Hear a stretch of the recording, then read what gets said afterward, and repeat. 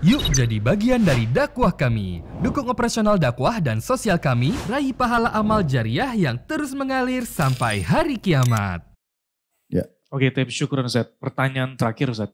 Ini tentang hubungan antara orang tua dan juga anak. Jadi ada belakangan kasus tentang seorang anak perempuan memutilasi ibu kandungnya Ustaz. Dan juga hal ini bahkan dibantu oleh suami si korban tadi atau ibu tadi ataupun ayahnya. Dan banyak motifnya seperti hutang dan yang lain-lain. Dan pertanyaannya di sini ayahnya anak ini ikut membantu Ustaz. Memutilasi ibunya. Benar Ustaz. Berarti istrinya si bapak itu? Ya benar. Jadi banyak sekali dan motifnya itu seperti ada hutang Ustaz. Hutang dan juga yang lain-lain. Dan utang, ini hanya siapa yang utang nih? Oh, si bapak membantu anaknya tersebut untuk memenuhi ibunya untuk hutang. Sementara anaknya membantu bapaknya karena memang sakit hati kepada ibunya Ustaz. Yang utang siapa? Yang hutang itu ayahnya. Jadi ayahnya memiliki hutang dan dia berniat untuk mengambil harta dari ibunya. Tapi ibunya nggak kasih. Iya. Berarti dalam kondisi sang ibu di sini dalam kondisi benar.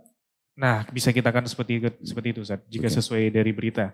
Dan ini hanyalah salah satu bentuk kasus. Di luar sana masih banyak kasus-kasus serupa seperti pembunuhan anak orang tua ataupun sebaliknya.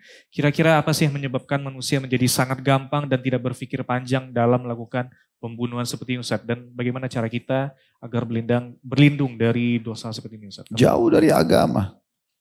Ini semua efek kalau jauh dari agama. Semua keburukan itu dilarang dalam agama.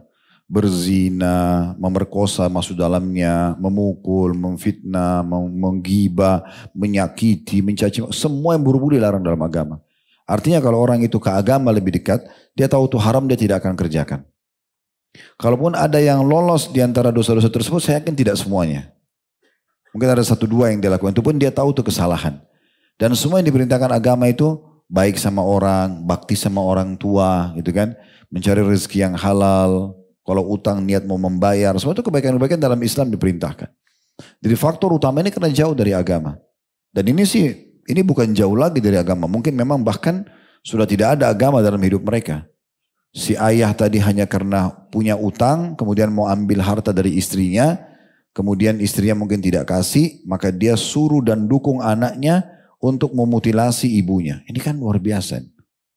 Ini tipologi suami seperti ini luar biasa. Saya tidak sangka kalau ada di masa kita ini ya. Gimana bisa dia mutilasi istrinya sendiri. Dan dia ajarin anaknya merupakan darah dagingnya untuk mutilasi ibunya. Ini luar biasa dosanya. Si anak juga ini sudah jelas jauh dari agama. Seburuk-buruk orang tua kita, fitrahnya kita sebagai anak, itu kita tunduk sama orang tua. Fitrahnya. Kecuali rusak fitrah itu. Dasarnya kita ini Allah buat memang tunduk kepada orang tua kita. Kecuali memang kita dirusak oleh lingkungan sehingga akhirnya kita pindah. Kayak misalnya tadi banyak tontonan yang buruk gitu ya. Orang yang mukul orang tuanya kemudian dianggap itu adalah sebuah perbuatan yang biasa. Itu mungkin bisa terjadi. Jadi hal seperti ini faktor utama sebenarnya saya lihat karena jauh dari agama. Dan saya berharap tentunya mudah-mudahan bermula dari pemerintah kita kasus-kasus seperti ini dicuakkan dan diseriusi untuk diselesaikan supaya orang yang melakukan ini dihukum dengan berat dan dipublish ya. Diinformasikan secara nasional supaya orang-orang jadi kapok. Allah berfirman tentang masalah kisos. Walakum fil kisasi hayatun ya ulil albab.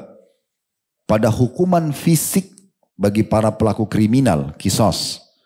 Itu ada ketentraman kehidupan untuk kalian wahai orang-orang yang berakal kata Allah. Pencuri dipotong tangannya. Itu pun di depan publik. Orang yang membunuh dihukum mati. Semua ini teman-teman ada ketentraman hidup.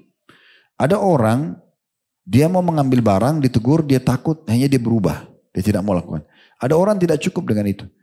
Emang harus dihukum secara fisik baru dia berhenti. Dia nggak mau kapok. Itulah para perampok-perampok itu. Gitu kan? Dia nggak cukup dengan hanya sekedar dia sakit, pernah digebukin orang, pernah hilang barangnya. Nggak cukup peringatan itu. Dia memang harus dihukum secara fisik. Nah itu ketenteran, makanya harus dihukum. Orang seperti ini dihukum. Ya. Semua hukuman fisik begini dalam Islam di depan umum. Potong tangan itu kalau di Saudi itu ditaruh tangannya dipotong. Diperlihatkan di depan orang hari Jumat. Kisos itu di Jeddah itu ada namanya Masjid Kisos. Biasa gitu. Orang yang membunuh ketahuan memang setelah ditelusuri memang orang ini pembunuh profesinya.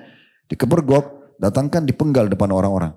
Sehingga orang yang berpikir mau mencuri kalau hadir. Wah kalau saya mencuri tangan saya dipotong.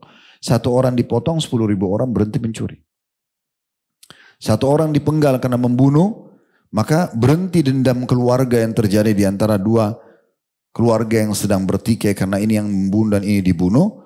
Karena yang dihukum adalah ini. Yang salah ini loh ya. Karena nanti kalau dia mau dihukum mati, yang ada di sebelah situ yang menyaksikan adalah keluarganya si korban.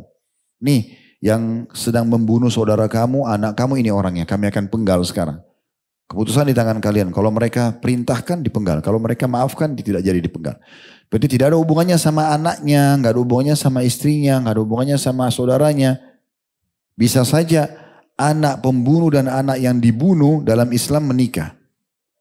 Karena mereka tidak salah, orang tuanya yang pernah punya masalah. Itu bisa saja secara hukum, kan gitu. Jadi seperti ini harus betul-betul ditegakkan hukum pada mereka supaya tidak terulang, teman-teman sekalian. Sebagai penutup saya ingin berbagi begini, teman-teman. Dosa, perbuatan jahat, kriminal, itu bukan untuk dicoba. Jangan dicoba, teman-teman sekalian. Untuk apa antum merusak nama antum? Untuk apa mencoba mencuri? Untuk apa mencoba untuk memukul orang? Untuk apa mencoba untuk menipu? Atau untuk berzina? Atau untuk minum khamr? Atau main judi? Atau makan babi? Gak ada gunanya mencoba itu. Karena perdosa ini dipelajari untuk dijauhi. Bukan untuk dicoba. Kapan kita lakukan? Berarti kita harus siap dengan konsekuensi hukumannya. Dan di poin ini saya pernah jelaskan. Bagi semua para pelaku kriminal dan dosa ini. Itu Allah berfirman. Innallaha syadidul iqab. Allah sangat berat hukumannya. Bisa saja orang itu mencuri sekali 10.000 rupiah, tapi diharamkan rezeki mungkin 10 tahun. Siksanya Allah lebih berat daripada perbuatannya. Tidak pernah teman-teman sekalian hukuman Allah datang lebih ringan daripada perbuatan orang itu. Kecuali dia segera bertobat, dia sadari, dia berhenti, dia istighfar kepada Allah, mungkin itu berbeda. Tapi kalau dia terus melakukan perbuatan tersebut, ini tidak mungkin. Nah, perbuatan baik diperintahkan, dipelajari untuk diterapkan. Jadi orang baik saja jujur, amanah, tanggung jawab. Gak usah jadi orang tidak baik. Jaga nama baik kita, jaga nama baik keluarga dan tidak usah buka pintu-pintu syaitan ini. Ingat, semua kita pasti akan diberikan peluang oleh syaitan, dibisikkan peluang dosa. Pada saat bisikan itu datang kita harus menolaknya. Ya, disitulah kuncinya kita bersabar. Allah berfirman sebagai penutup tentang ahli surga. Disuruh para malaikat mengatakan bima sabartum. Maksud surga ini karena kesabaran kalian. Kata Ibnu Qayyim, sabar dalam 3 hal. Sabar dalam mengerjakan ketaatan, sabar dalam meninggalkan maksiat, dan sabar dalam ujian harian. Jadi memang dalam mengerjakan ketaatan seperti ini dulu majelis ilmu, sholat, menjaga diri dalam selalu di atas ketaatan dan iman ini adalah butuh kesabaran. Meninggalkan dosa, bisikan zina, bisikan mencuri, bisikan berbohong, bisikan itu juga kita harus sabar. Tolak semua itu. Kemudian sabar dalam ujian harian. Baru kita bisa mendapatkan balasan yang baik di surga kelak. Semoga apa yang kita bahas hari ini bermanfaat buat kita semua. Kalau benar dari Allah, silakan diambil dan diamalkan. Dan semoga Allah selamatkan diri kita semuanya, keluarga kita dan negara kita dari semua mara bahaya. Dan Allah memberikan hidayah dan petunjuk bagi siapapun yang masih melanggar dan jauh dari agama. Serta juga Allah kokohkan pemerintah kita untuk bisa menegakkan hukum dengan tegas kepada para pelanggar. Dan juga tentunya menyebarkan kebaikan-kebaikan. Dan semoga saja Allah subhanahu wa ta'ala juga memanjangkan umur kita di atas ketaatan kepadanya, kesempurnaan ilmu dan juga amal saleh. Dan bertobat dari dosa-dosa kita. Subhanakallahumma bihamdika. Asyhadu an la ilaha illa anta astaghfiruka wa atubu ilaik. Wassalamualaikum warahmatullahi wabarakatuh.